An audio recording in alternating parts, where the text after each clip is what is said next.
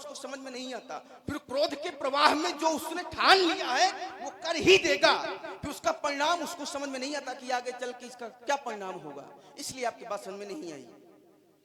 हम विराम लेते हैं, फिर आप आइए। राजकुमार लक्ष्मण ने कुछ बातें रखी, थोड़ा विचार करते हैं। इन्होंने कहा कि अगर पति कोई कार्य करेगा तो पत्नी उसमें सहभागी बनेगी, क्योंकि पत्नी को पति वचन देता है विवाह के समय, तीर्थो व्रतम उद्यापन यज्ञ दानम प्रियम सहित्वम यदि नाथ कुर्या। पत्नी कहती है तीर्थ में, उद्यापन में, यज्ञ में, दान में आप मुझको अपने दक्षिण भाग में स्थान देंगे। तो अगर पति कोई पुण्य का काम करेगा तो वो आधा पत्नी को मिल जाएगा, लेकिन पत्नी अगर पुण्यात्मा वाला काम करेगी तो पत्नी चाहेगी तब पति को मिलेगा। हा? तो ये वाला सिद्धांत नहीं लगेगा। तुमने कहा ये सिद्धांत नहीं, ये अपवाद है, क्योंकि ये कभी कभी होता है, और जो कभी कभी होता है वो है अपवाद। अच्छा, अपवाद किसको कहते हैं? प्रत्येक व्यक्ति के हाथ में 5 उंगली होती है और कभी कभी 6 उंगली हो जाती है, तो ये है अपवाद। लेकिन बेटा अपवाद ही कभी कभी सिद्धांत बन जाते हैं। एक वर्ष में कितने महीना होते हैं? 12। और कभी कभी 13 हो जाते हैं।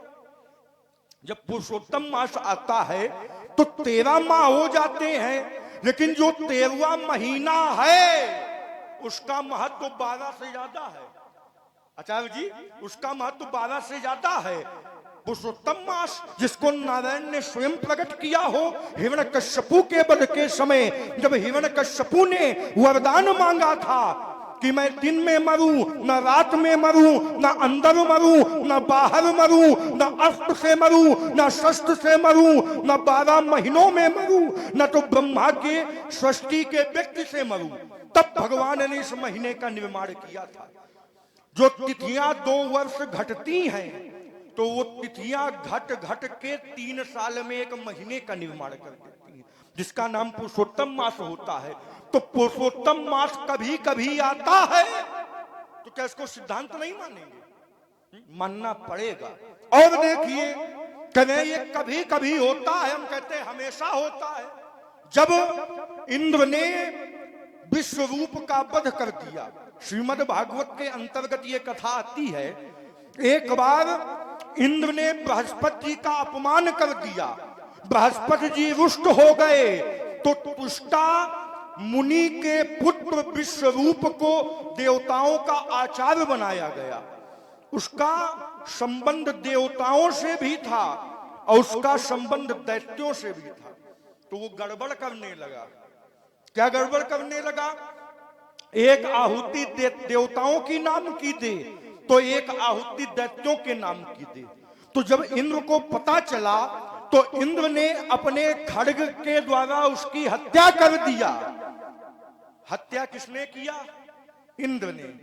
तो ब्रह्म हत्या किसको लगनी चाहिए? इंद्र को। तो ब्रह्म हत्या क्या इंद्र को लगी? ब्रह्म हत्या को 4 स्थानों में बांट दिया गया। जो ऊषर भूमि है ये ब्रह्म हत्या है, जो वृक्षों में गोंद है ये ब्रह्म हत्या है, जो जल में फेन है ये ब्रह्म हत्या है, और चौथा नारियों को बांट दिया गया। तो हत्या किया था इंद्र ने, तो फल किसको मिलना चाहिए? इंद्र को। तो कहे नहीं मिला। आइए और देखते हैं। चर्चा हुई ब्रह्म की, तो भागवत के अंतर्गत परमात्मा के 3 स्वरूप बताए गए हैं। वदन्ति तत्व तत्व विदः तत्वम यदि ज्ञान मभ्ययम ब्रह्मेति परमात्मेति भगवान इति शब्दते। भगवान के 3 स्वरूप हैं, ब्रह्म, परमात्मा और भगवान। तो जो ब्रह्म होता है वो एक है। शास्त्र कहते हैं एको ब्रह्म द्वितीयो नास्ति। ब्रह्म एक है, लेकिन जब जीव उनकी साधना में बैठता है तो तदाकारम तद स्वरूपम तद स्थित समाहिता, वो ब्रह्म के समान ही हो जाता है। तब कहते हैं ब्रह्म इव ब्रह्मैव भवति। जैसे शैव संप्रदाय वाले हैं तो शैव संप्रदाय वाले कहते हैं शिवोहम, जो शिव है वही मैं हूं। लेकिन जो कार्य भगवान शंकर ने किया, क्या वो साधारण व्यक्ति कर सकता है? ईमानदारी से बताइएगा, नहीं कर पाएगा ना महाराज जी, है? साधारण व्यक्ति नहीं कर सकता।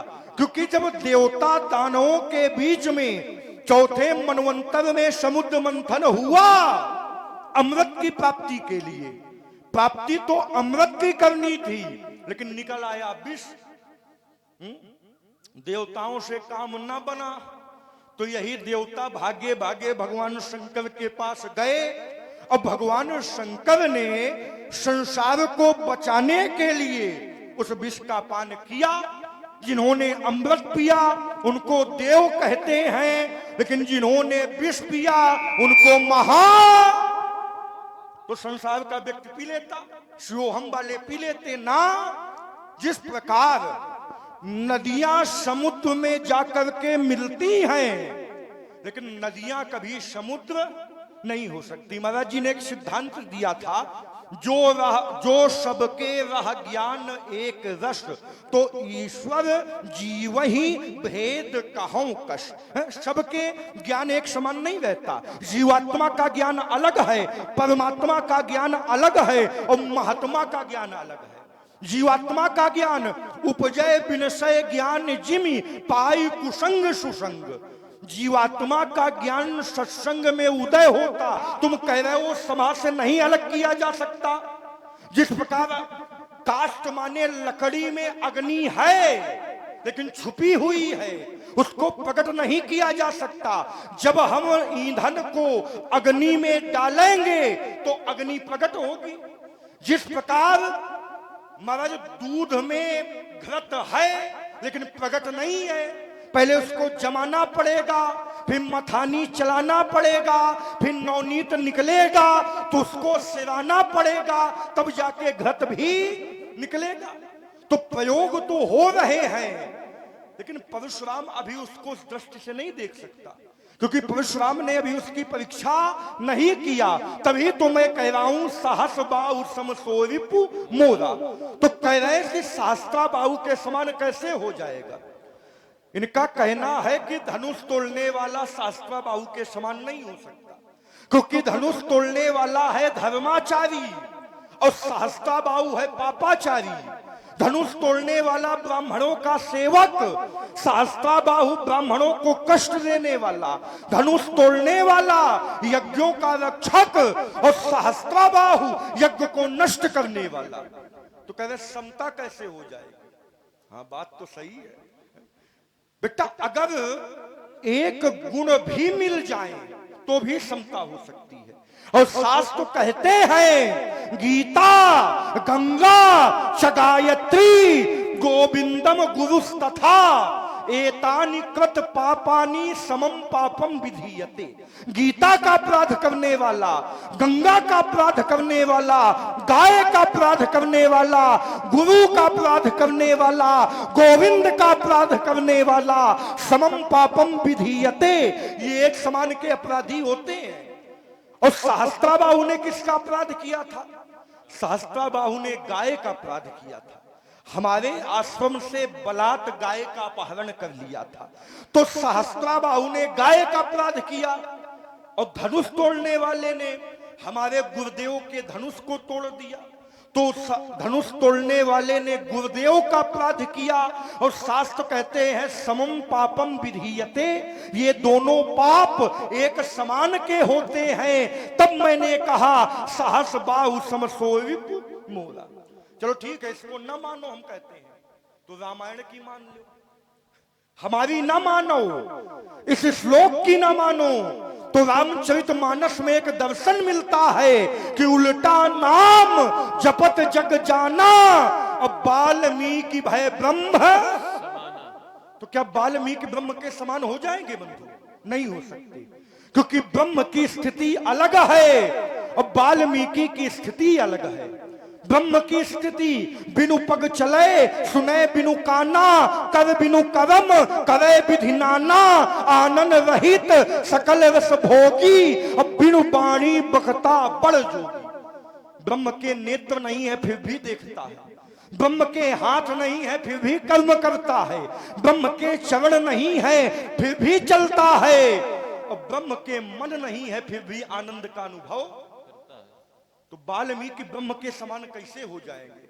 वाल्मीकि भैया आंखी भी है, कान भी है, मुख भी है, और ब्रह्म के ना आंखी आए ना कान आए ना मुख आए, तो कैसे वाल्मीकि भय ब्रह्म समाना? तो समता दे दी गई कि वाल्मीकि भय ब्रह्म समाना। जब वहां समता दे दी गई तो यहां भी समता होगी। सास बाहु सम सो विपु मोरा, पहली बात। दूसरी बात, इन्होंने कहा महाराज आपने घोषणा कर दिया, सोबिल गांव बिहाई समाजा, न तुम्हारे जई है सब राजा।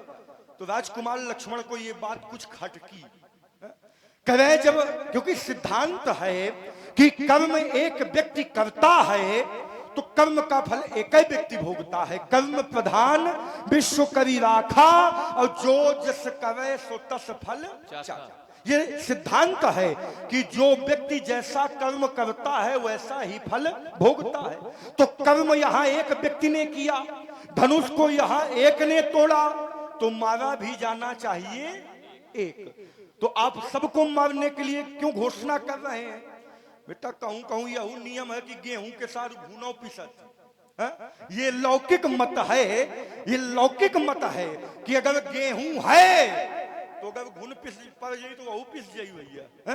तो कर्म तो एक व्यक्ति करता है, लेकिन कर्म का फल एक व्यक्ति नहीं बहुतों को भोगना पड़ता है। और मानस का ही सिद्धांत है, और करे अपराध को और पाव फल। तो इसको कहां से हटा दिया जाएगा? संसार में कर्म कोई करता है, लेकिन कर्म का फल किसी और व्यक्ति को भोगना पड़ता है। ज्यादा दूर जाने की आवश्यकता नहीं है। इनके वंश में एक राजा हुए हरिश्चंद्र। तो हरिश्चंद्र ने विश्वामित्र जी को 1 लाख स्वर्ण मुद्रा देने का संकल्प किया। विश्वामित्र जी को हरिश्चंद्र ने राजपाठ देने का संकल्प किया। संकल्प भैया किसने किया था? तो फल किसको भोगना चाहिए? क्या हरिश्चंद्र ने अकेले फल भोगा? नहीं, पुत्र रोहिताश को और पत्नी तारावती को भी फल भोगना पड़ा। तो ये नियम यहां नहीं लगेगा, क्योंकि नियम है जो जस करे सो तस फल चाखा। तो संकल्प तो हरिश्चंद्र ने किया था, तो फल हरिश्चंद्र को भोगना चाहिए। लेकिन वहां अकेले हरिश्चंद्र ने फल नहीं भोगा, पुत्र और पत्नी को भी फल भोगना। चलो इसको ना मानो, एक लौकिक उदाहरण दे दे। एक बार एक व्यक्ति चला जा रहा था, ग्रीष्मकालीन समय था, तो आम के बगीचे के बगल से निकला। उसकी दृष्टि आम के वृक्ष पे गई, नेत्रों ने देखा कि आम लगे हैं। जब नेत्रों ने आम को देखा तो मन में लालच उत्पन्न हो गया। चलो आम खाते हैं, आम खट्टे हैं कि मीठे हैं कि कड़वे हैं कि कसैले हैं। लेकिन नेत्र देख सकते हैं, मन चाह सकता है, लेकिन मन कभी आम तक जा नहीं सकता। जाएगा कौन? चरण।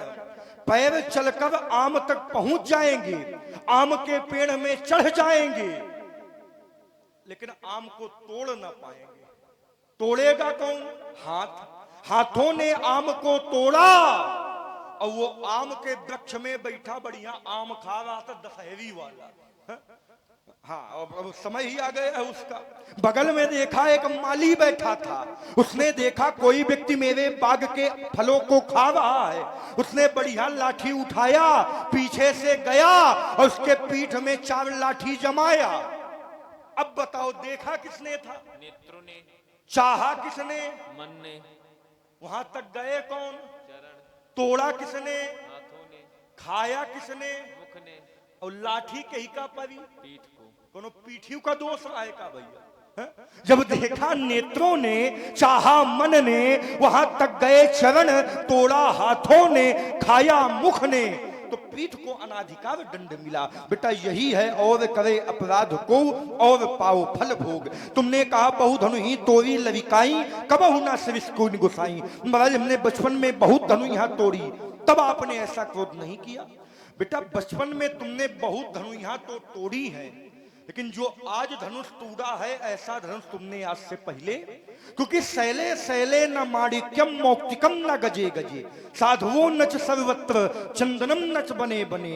हर एक पर्वत तो बहुत है, लेकिन हर एक पर्वत में आपको माणिक रत्न नहीं मिलेगा।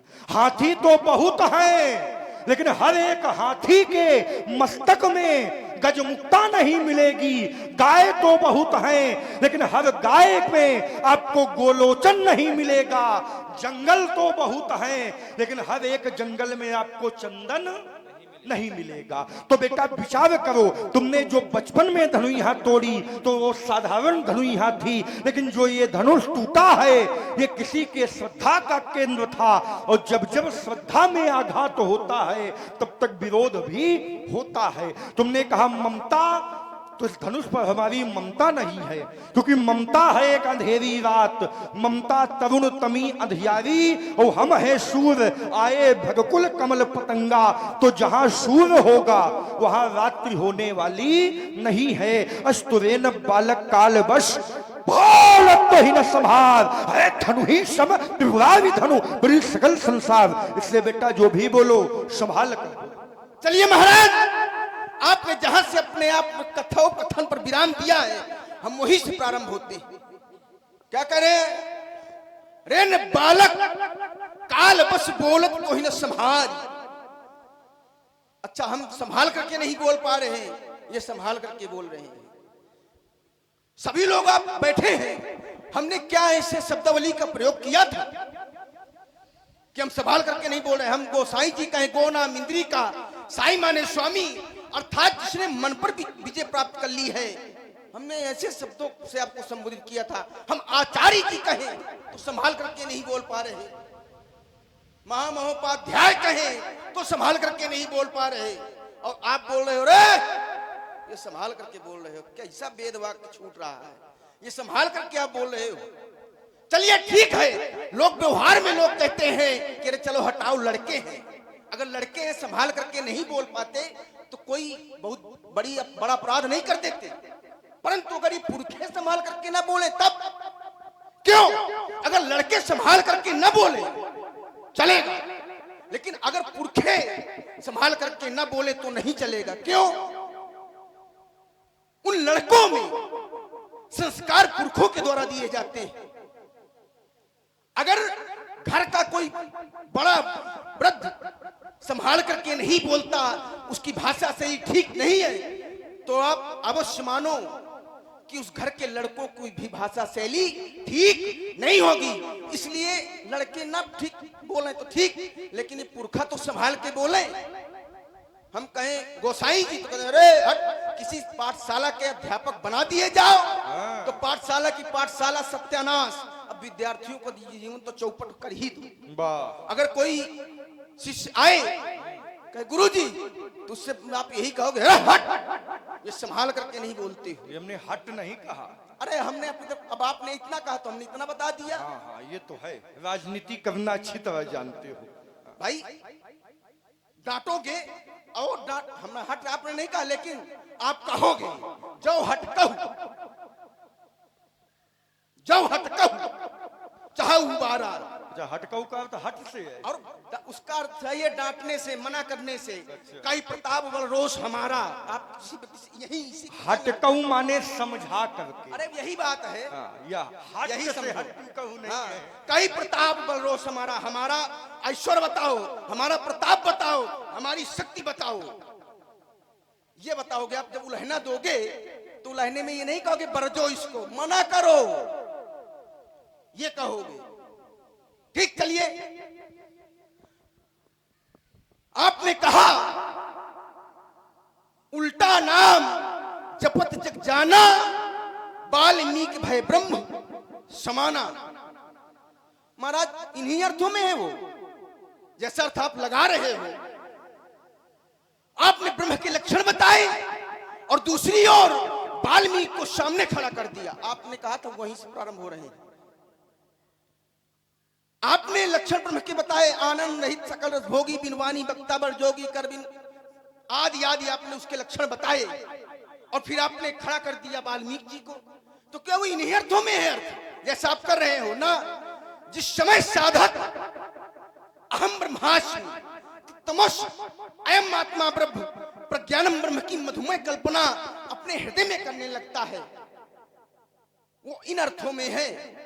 तब वो फिर जब ऐसा हो जाता है, जब साधक साधना की पराकाष्ठा को प्राप्त कर लेता है, उस समय न तो भक्त भक्त रह जाता है और न भगवान भगवान रह जाता है। भक्त ही भगवान हो जाता है और भगवान भक्त हो जाता है।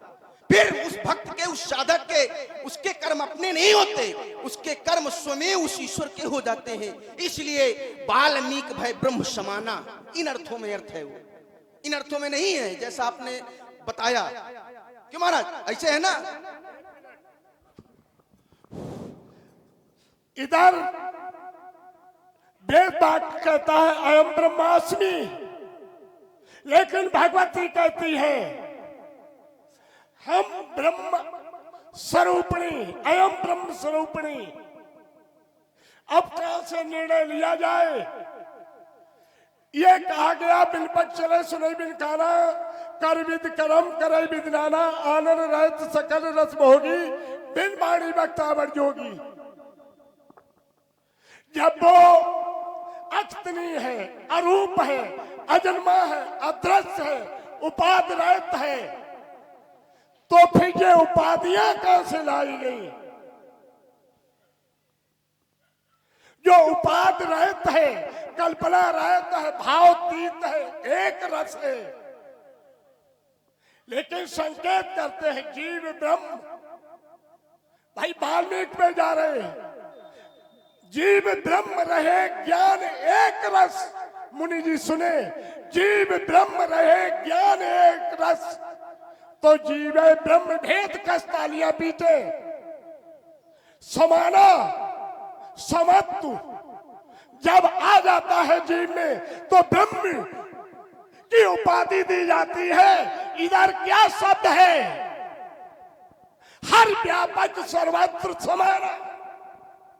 लेकिन भक्त कहता है अपनी भावना से प्रेम से प्रकट होए भगवाना। जब ज्ञान में भक्ति प्रवेश हो जाती है, तो वह ब्रह्म परमानंद में परिवर्तन हो जाता है। तालियां पीछे भक्तों ने भगवान को प्रगटाया है। ब्रह्म जो निरंजन है, इन आंखों से नहीं देखा जाता है, जिसकी उपमा दी जाती है, लेकिन प्रेम बस निर्गुण निरंजन सगुण होई। राम अतरक सुनो भवानी। राम के बारे में कोई तर्क नहीं हो सकती है। ब्रह्म को लेकर चलोगे तो रम रहा है। अखंडानंद के यहाँ कहा कि राम के उपासक हो, हमने कही हाँ कि राम का पता नहीं चलेगा। हमने कही आंख खोल लो, ज्ञान चक्षु खोल लो, अखंड को खंड न करे, लेकिन संकेत समझ लो। रम लगा हुआ है, ब्रह्म में रकार लगी है, पीछू मकार लगी है, रम रहा है। अत्र तत्र सर्वत्र रमनता सरामा। सब में रमण करने वाला वही राम है। उसी को वेद पुराण उपनिषद सब उसी के गुणगान गाते हैं, संकेत बताते हैं। ब्रह्म समाना, ब्रह्म की समता आ जाए। जीव में ही ब्रह्म प्रकट होता है, अंश में ही अंश छिपा होता है। उसमें दम नहीं जो हमें मेट दे, लेकिन मिला सकता है, प्रकट हो सकता है, ऊर्जा दे सकता है। चलिए महाराज, सभी लोग एक बार महाराज जी के लिए जोरदार तालियां बजा दें। चलिए महाराज जी ने कहा, आपका ही उत्तर किए दे रहे हैं। यदा आत्म तत्वेन दीपोपेन ही युक्त प्रपश्येत अजम ध्रुवम सर्व तत्वैर विशुद्धम ज्ञात्वा देवम मुच्यते सर्वपासै। जब योगी आत्म तत्व के द्वारा उस परमात्मा तत्व के दर्शन कर लेता है, तो संसारिक समस्त बंधनों से छूट जाता है, इन अर्थों में है। और रही आप ब्रह्म, तो ब्रह्म वो आपने ठीक कहा, एक रस है, वो कहीं किसी काल में उसका कोई परिवर्तन नहीं है, वो हमेशा एक रस ही रहता है। लेकिन यही ब्रह्म जिस समय धर्म का उत्थान करना होता है, भक्तों के कष्ट को हरना होता है, भक्तों की निमित्त आता है, तो धर्म के 4 स्तंभ हैं। कौन कौन से? विप्र, धैर्य, शूर, संत, ये 4 स्तंभ उस धर्म के हैं। और इन्हीं के निमित्त, इन्हीं के उत्थान के निमित्त वो ब्रह्म जो निराकार है वो साकार होकर के आता है। और इसी के नीचे जहां ब्रह्म निरूपण आचार्य ने किया है, वहीं एक दोहा कहा है, जही इम गावही वेद बुध जाई धरे मुनि ध्यान, सोई दशरथ सुत कौशलपति भगवान। भक्तों के हित के निमित्त, भक्तों के हित के लिए वो आता है।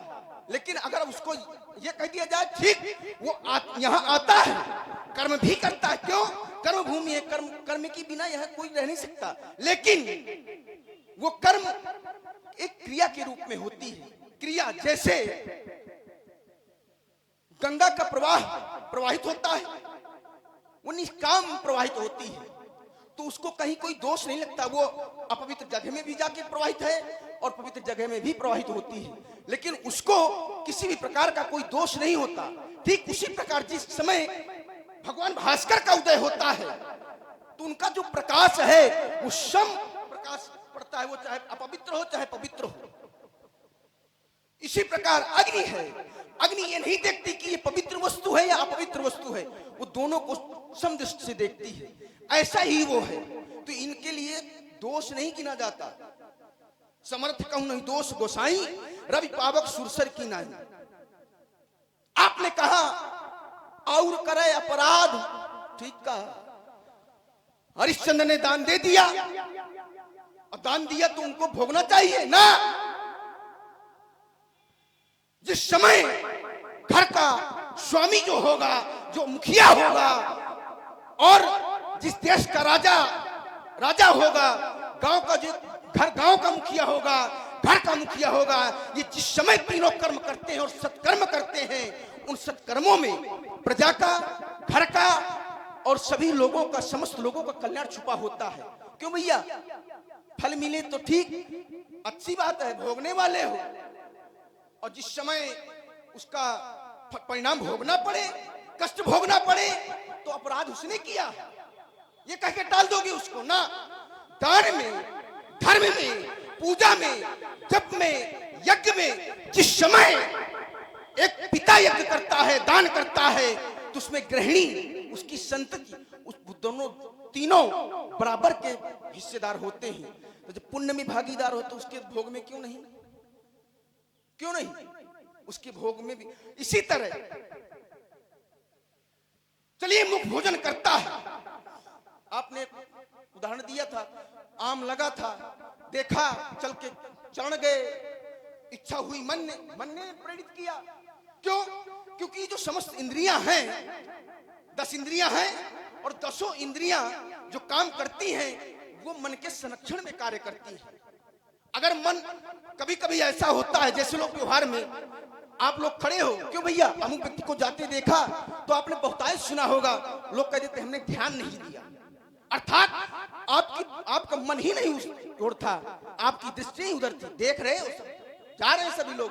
लेकिन जब कोई आकर के ये पूछेगा कि आपने अमुक व्यक्ति को देखा, तो लोग प्रायः कह देते कि हमने ध्यान नहीं दिया। इसलिए मुखिया जिस समय कार्य करता है तो अपनी भलाई के लिए थोड़ी कार्य करता है। जब मुखिया कोई कार्य करेगा तो उस पूरे परिवार का, अपने निजी सगे संबंधियों का उसमें भला छुपा होगा। तो अगर भैया उसके द्वारा कोई ऐसा कार्य हो जाए तो क्यों नहीं आप लोग जाते हो कि भैया क्षमा करो, छोड़ो। लेकिन अक्षम्य अपराध है, तो उस अक्षम्य अपराध में भी दंड के भागी जो सहायक होते हैं, संरक्षक होते हैं, उनको कहीं सुनने को मिलता है तो कहीं 2-4 पढ़ भी जाते हैं, दंड भी मिल जाता है उसके पक्षपात में। तो ये कह के डाल दोगे कि और करे अपराध, उसके नीचे पढ़ो, उसी के नीचे लिखा है अति विचित्र भगवंती कति को जग जाने जोग। ये सर्वथा का सिद्धांत नहीं है जो आप ये आरोपित कर रहे हैं। इस सर्वथा का सिद्धांत नहीं हो सकता जिसको आपने आरोपित कर दिया। हमने एक बात और कही थी, सीधे सरल शब्दों में भैया ने उत्तर किया था, नाथ शंभु धनुभंज निहारा हुई क्यों एक दास तुम्हारा। मतलब शंकर जी का धनुष तोड़ने वाला आपके सामने है, क्या क्या है मेरे लिए, आयुष का कही किन मोही। तो आप समझ नहीं पाए, हमने इसीलिए कहा था, और अगर जानते तो समझ जाते, लेकिन शायद आप नहीं ध्यान दे पाए। कारण